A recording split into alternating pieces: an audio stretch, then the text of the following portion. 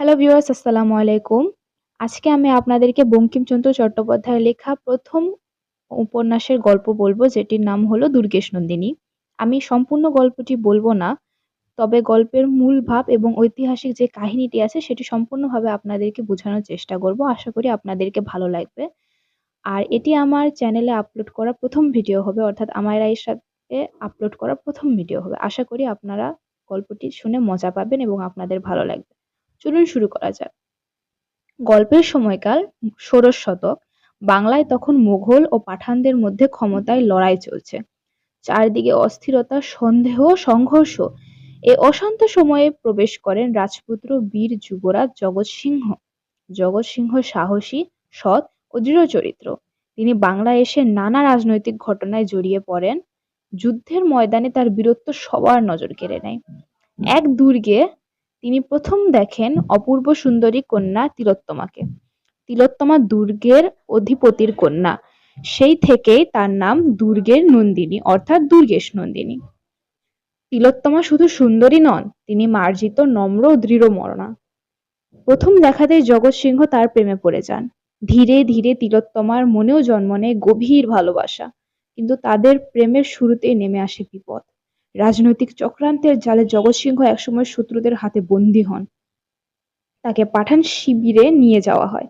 সেখানে গল্পে প্রবেশ করেন আরেক গুরুত্বপূর্ণ চরিত্র, আয়েশা, এক পাঠান সেনাপতির কন্যা। আয়েশা সাহসী, আত্মমর্যাদাশীল ও উদার হৃদয়ের নারী। জগৎ সিংহের বীরত্ব ও ব্যক্তিত্বে সে মুগ্ধ হয়। ধীরে ধীরে তার হৃদয়ে জন্ম নেয় প্রেম। কিন্তু আয়েশা বুঝতে পারে জগৎ সিংহের হৃদয় অন্য কারোর জন্য নিবেদিত।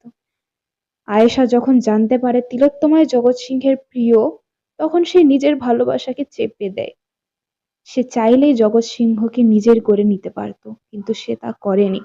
বরং বিপদের মুহূর্তে সে জগৎ সিংহকে সাহায্য করে, তার মুক্তির পথ তৈরি করে দেয়। নিজের অনুভূতিকে বিসর্জন দিয়ে সে অন্যের প্রেমকে রক্ষা করে। আয়েশার এই ত্যাগই উপন্যাসের সবচেয়ে আবেগময় দিক। এদিকে তিলোত্তমা নানা বিপদের মুখোমুখি হয়। অপহরণ, যুদ্ধ, শত্রুদের আক্রমণ, সব মিলিয়ে পরিস্থিতি ক্রমে জটিল হয়ে ওঠে। কখনো ভুল বোঝাবুঝি, কখনো পরিস্থিতির নির্মমতা, দুজনের মিলন বারবার বাধাগ্রস্ত হয়। জগৎ সিংহ যুদ্ধক্ষেত্রে বীরত্ব দেখালেও ব্যক্তিগত জীবনে তাকে সহ্য করতে হয় অসহায়তা ও বিচ্ছেদের কষ্ট।